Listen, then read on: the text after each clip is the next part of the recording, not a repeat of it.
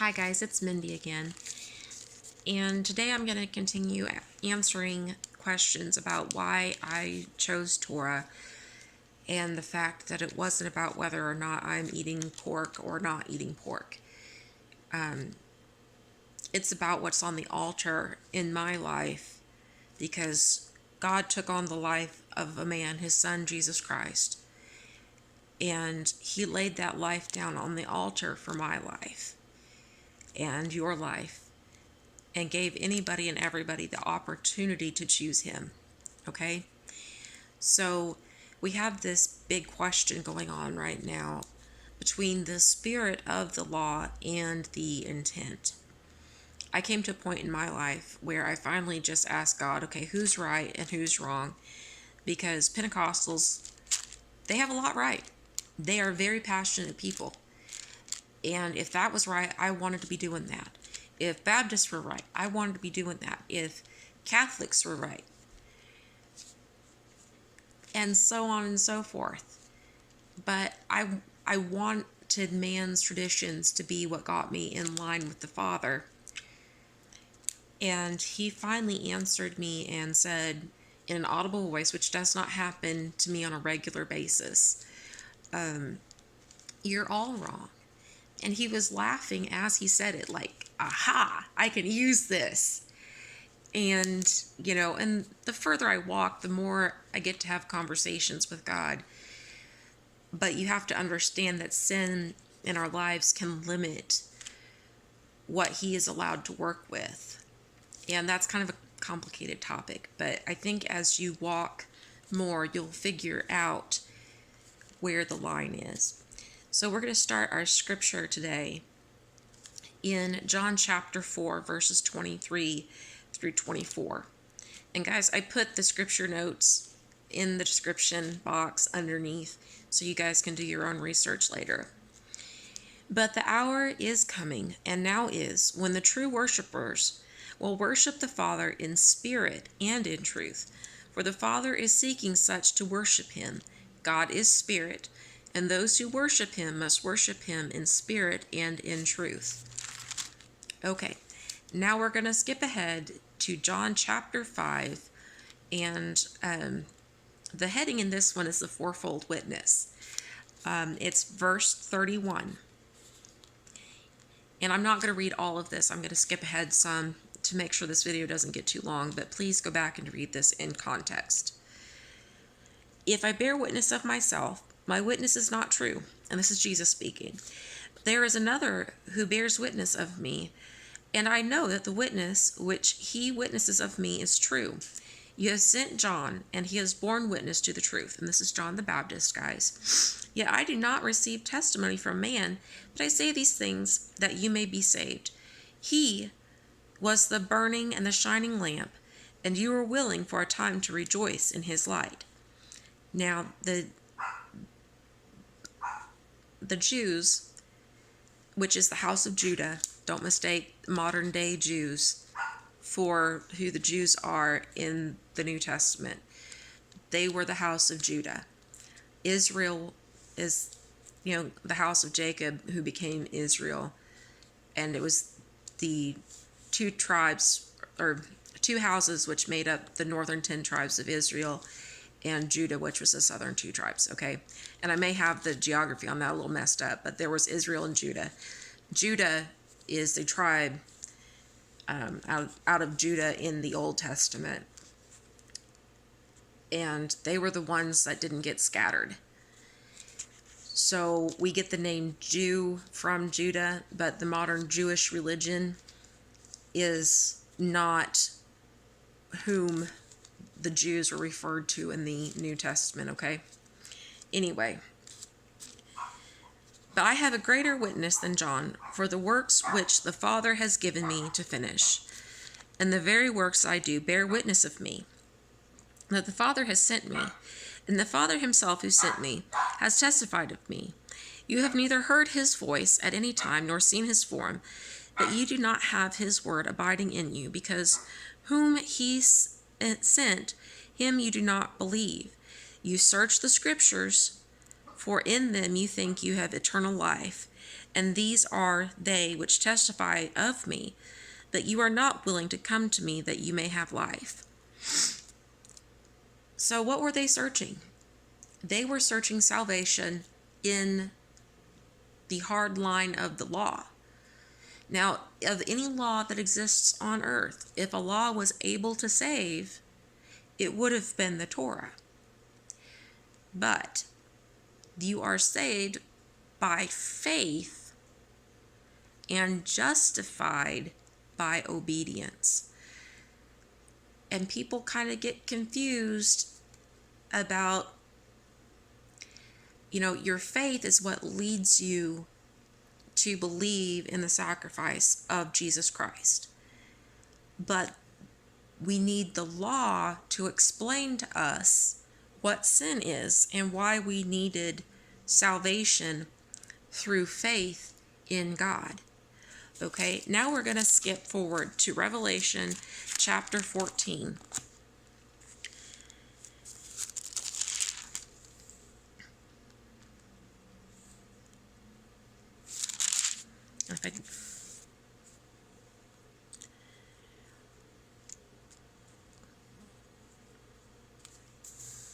I'm going to pause here for just a second until I find it. Okay, I'm back, guys. It's Revelation chapter 14, verse 12. Here is the patience of the saints. Here are those who keep the commandments of God and the faith of Jesus Christ. In other versions, it says those that keep the commandments of God and have the testimony of Jesus Christ. So we're seeing a pattern established where there are going to be those people who are called to have both the obedience of the commandments and the testimony of Jesus Christ. In the Old Testament days, they were learning the intent of the law by walking out the physical law. But the law did not save them. It just pointed out to them what types of behavior are acceptable and what types of behavior are not. And they were in a farming society, and so they learned these lessons by walking out the law that God had to start their society. But the law did not save them. Okay? They were saved by having faith in God that He would send salvation, which is Jesus Christ. Now, fast forward to us. We have had grace since Jesus died on the cross. And the only thing that changed is that now we are learning to walk out obedience because we have grace first. Okay? Jesus loved us and died for us first, so we have the spirit of that love to guide us into obedience. But we have to have both the spirit of the law and the intent. Now, we looked at James yesterday, because if we just have faith and we don't let that faith change anything in our lives, do we really have faith? And I'm going to say no, we don't. If you're not at a point where you're letting Jesus tell you what's right and wrong in your life, you're not having faith in Him. And a lot of people aren't going to like where I draw this line, because it's not the party line that we've all come to say, that this idea of once saved, always saved, no matter what you do. And I'm saying, if you're having to call on that, well, I said a magical prayer when I was 6 years old, and you're asking the wrong question. It's not about how far can I sin before God boots my butt to the curb, but am I walking in obedience? And do I occasionally trip and fall? And am I dusting myself and getting back up and getting back in line with Christ's pattern of behavior for my life? Because if I am just relying on faith without walking in obedience, I don't have salvation. Granted, on the other side of that, if I am walking in strict adherence to the law and have no faith in God, I don't talk to Him, I don't pray to Him, all I do is keep the letter of the law, I've lost the intent that it was to teach me. And that's not good either, because you then lose the ability to move in faith. You have to have both. Now, I'm not saying that people that didn't have the availability to learn Torah, that they did not have the availability or the understanding to walk Torah, they didn't know they needed to, but they were in prayer and they were trying to have a faithful relationship. God's not going to judge them harshly if they were in their own way doing everything they thought they needed to do.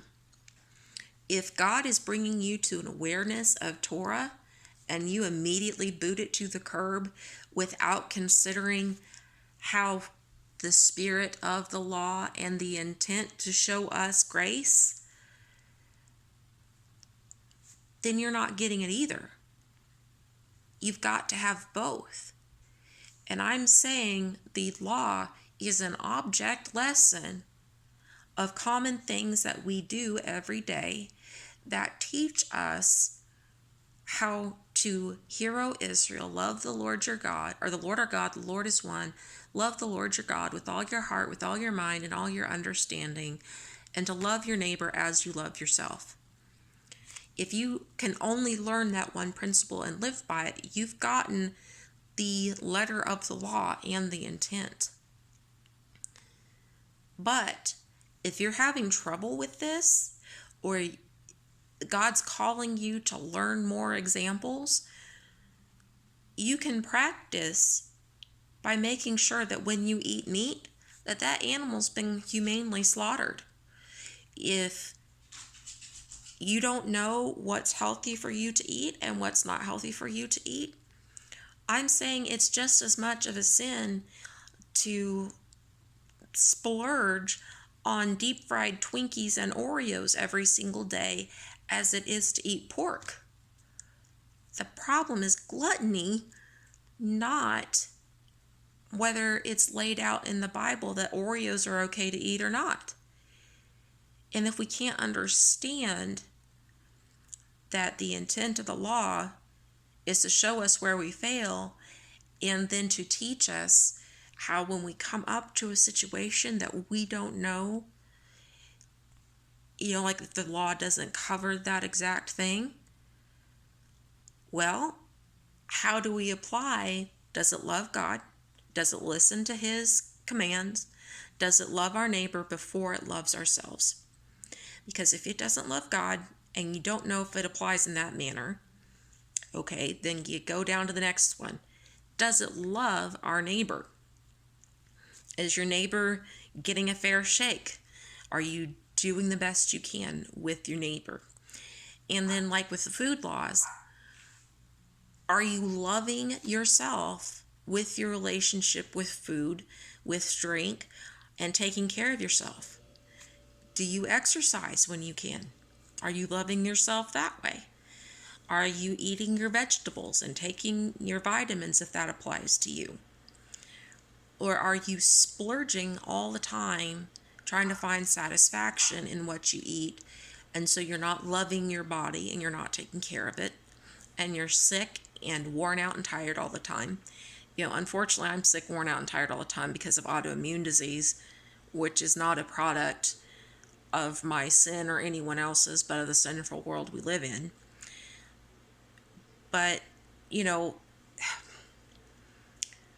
there's things that we're suffering the consequences of because we live in a sinful world and not because it's us individually that's sinning.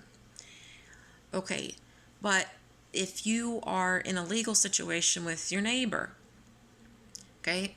In my situation, I have dogs. If my Great Dane goes and poops in my neighbor's yard, if their Great Dane came into my yard and pooped in it, I would like for them to come and get their dog's poop out of my yard. Not my dog, not my responsibility. But if, say, my dog got out and knocked their trash can over or pooped in their yard, it would be my responsibility to clean up after my dog. Okay? That's not covered in the law. All right? If we are loving God and we want to share a witness for Him, then when we go to church and we know a bunch of other people are still struggling with listening to God and loving God first, are we going to drop the bomb of, well, you're a sinner because you're eating pork? No. If they're not ready to ask the question yet, they're not there yet, and that's okay. I don't potty train a newborn. I don't teach a 3-year-old how to drive. Okay? A newborn needs to know mommy and daddy love it and that you're going to feed it on a regular basis and take care of his or her needs. A 3-year-old needs boundaries that are appropriate for a 3-year-old. Like, don't draw with poop on the walls. If you have a snack, take your plate to the kitchen. All right? A 16-year-old who is responsible in areas of her life, like my oldest daughter, she's ready to learn how to drive. And when she proves that she's responsible in her other actions, that I can trust her with the rules of driving and she can pass a driving test with flying colors, then I've given her the keys to the car. And I tell her, I expect you to tell me where you're going to be and when you're going to be there and how long you're going to be there, and stay in contact. And if we find out that you've been somewhere where you're not supposed to be, the keys go adios. Okay? For adults, before we get married or we start dating, we need to be in a position where we're ready to get married. Are you putting God first?